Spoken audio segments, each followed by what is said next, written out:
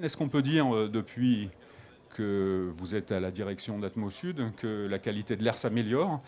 Ce que l'on peut dire aujourd'hui, c'est que la question de l'air s'améliore, c'est une évidence. Est-ce que pour autant, et ça c'est une ligne sur laquelle on peut toujours avoir une discussion, on a une tendance et un état, pour autant l'air est satisfaisant? La réponse malheureusement est non. La réponse elle est non, parce qu'on sait que l'air c'est un enjeu sur la santé. On comprend malheureusement de mieux en mieux les mécanismes qui sont associés aux différents composés qu'il y a dans l'air. Il faut bien comprendre qu'il y a des centaines de milliers de molécules dans les phases gazeuses, particulières, un peu liquides. Et dans les sujets aujourd'hui qui nous préoccupent beaucoup, il y a tous les impacts à long terme finalement de tous les polluants traces, plus les particules dites ultra fines. Je ne vais pas rentrer dans les discussions, mais ça pourra faire partie des questions tout à l'heure. Des particules très très fines dont on comprend maintenant qu'au-delà d'avoir des impacts sur le système respiratoire, elles rentrent finalement dans le système sanguin et donc elles ont des impacts jusque dans le cerveau maintenant. Et donc ça c'est vraiment le paradoxe du système. Donc oui, la situation s'améliore. Non, ce n'est pas satisfaisant. Et on a toujours évidemment cette attente européenne qui se fait de plus en plus précise, parce qu'on est en passe d'être condamné à des montants sans doute importants pour non-respect de normes limites, mais on pourra y revenir. Ah mais alors, nous on prend une démarche multidisciplinaire.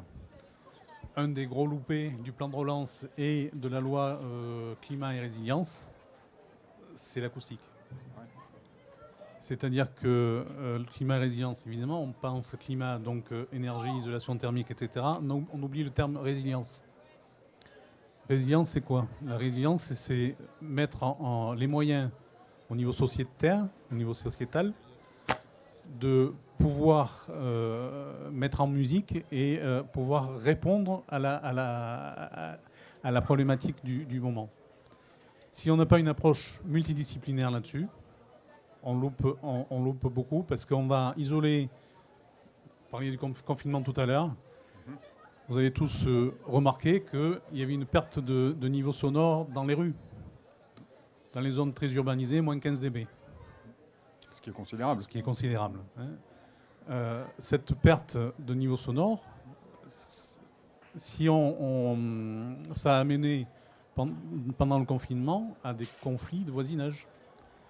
Parce que les gens ont détecté des bruits qu'ils n'entendaient pas à l'intérieur des logements. Aujourd'hui, on dit isoler thermiquement les façades.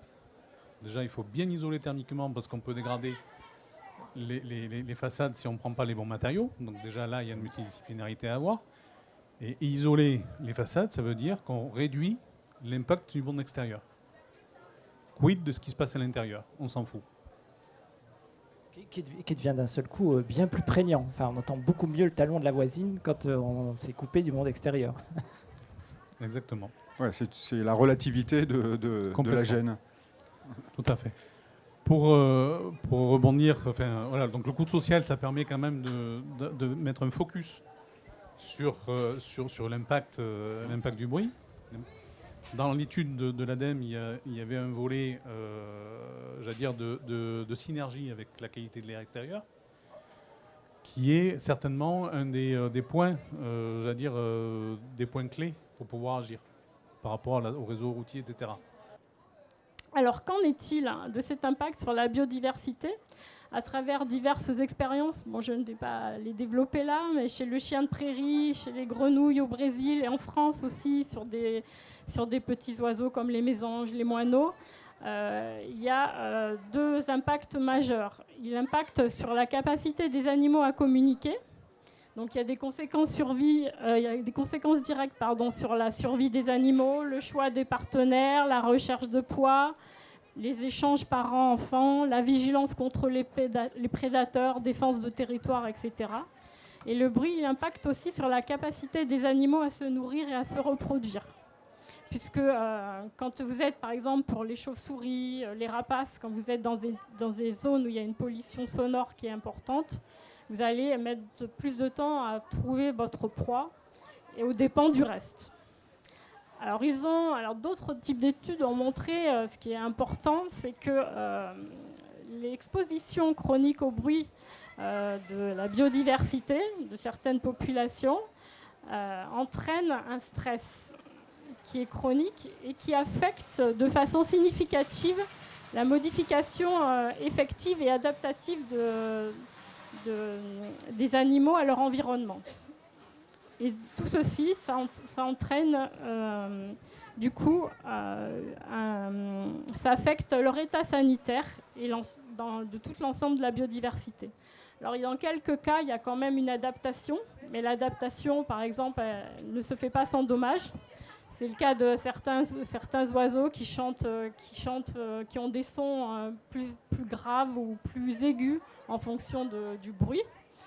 Est-ce qu'on n'a pas négligé les isolations phoniques pendant longtemps des habitations Est-ce que ça participe aussi à la santé? Est-ce qu'il y a des solutions techniques pour pouvoir vivre en ville, donc les uns contre les autres, et sans se gêner par des bruits excessifs?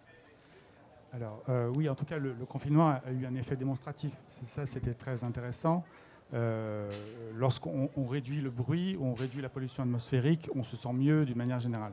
Ça, c'est sûr. Après, y a-t-il eu des fautes? Oui, évidemment. C'est-à-dire qu'il faut toujours plus de performance dans l'isolation des bâtiments, dans le traitement des émissions polluantes, etc.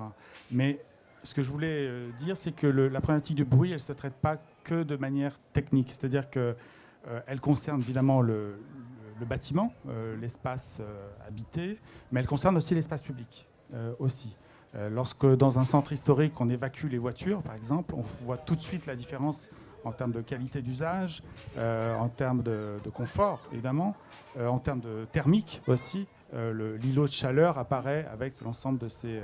on peut parler d'îlot de chaleur, mais on peut parler d'îlot de pollution ou d'îlot de pollution sonore aussi. Tout ça est lié, tout est lié. Donc, la question du traitement à la source, elle est quand même assez fondamentale, je trouve. En tout cas, en tant qu'urbaniste, on essaie d'évacuer au maximum la voiture des centres denses, notamment des cœurs historiques, favoriser évidemment les transports en commun.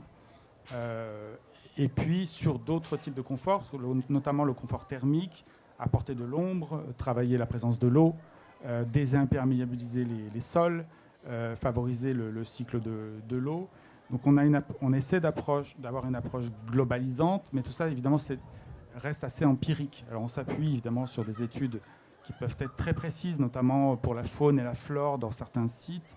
On doit préserver certaines espèces, on doit préserver certains massifs de végétaux. Mais en ville, dans le milieu habité, on tâtonne toujours, parce que nos villes sont très très anciennes.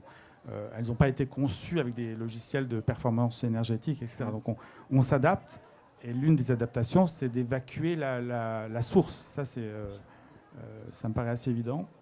Pour ce qui me concerne, je crois que ma responsabilité politique, elle est de donner accès au plus grand nombre à ces solutions-là, que ce soit dans le quotidien, pour se chauffer, pour se nourrir, et que ce soit dans la sphère des entreprises, pour avoir cette transition et avoir moins d'impact au niveau environnemental.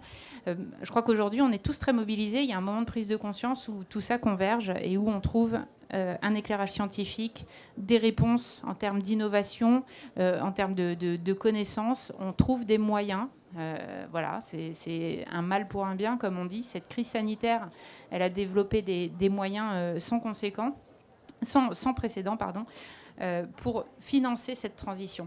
Donc on a la prise de conscience, on a des moyens, on a des acteurs économiques, scientifiques, politiques qui commencent à se rencontrer et vraiment à faire bloc, à faire front commun. Voilà. Ce qu'on peut tirer et qui était en lien finalement avec ce qu'on s'est dit, c'est qu'on est toujours dans une démarche globale et holistique, on l'a dit tout à l'heure, mais les enjeux se percutent ou convergent. Il faut toujours avoir une vision globale des choses. On a parlé d'acoustique, on a parlé de qualité de l'air. Qualité de l'air, je ne sais pas ouvrir une fenêtre parce qu'il y a du bruit. Confort d'été, je ne sais pas ouvrir ma fenêtre la nuit parce qu'il y a du bruit.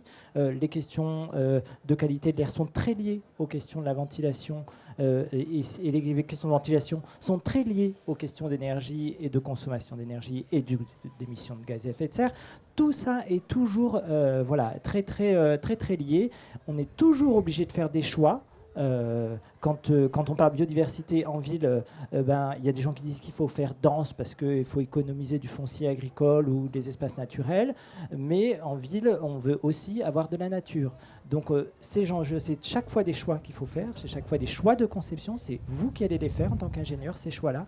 et il faudra que vous arbitriez à chaque fois, mais toujours dans une vision globale. Et ça, c'est, je pense, quelque chose de très challengeant dans votre futur métier, qui est à construire, quoi. Ça touche toute la question des usages derrière. C'est-à-dire que si on ne le fait pas de manière participative, si on ne fabrique pas la ville de manière participative, si j'engage pas les usagers dans la construction de mon bâtiment, je vais me planter à tous les coups. Et ça, c'est la seule manière d'y arriver. Parce qu'en fait, évacuer la voiture, c'est quand même pas encore tout à fait demain. Hein, on n'y est pas encore.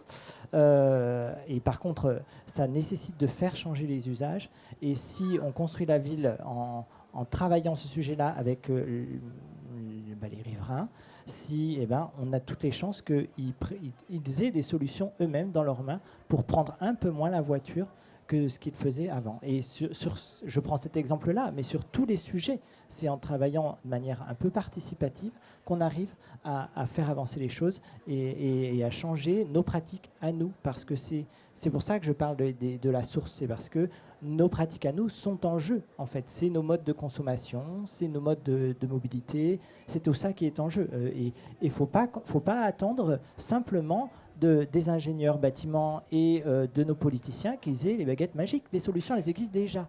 Mais le frein, ce sont nos usages, ce sont nos pratiques aujourd'hui.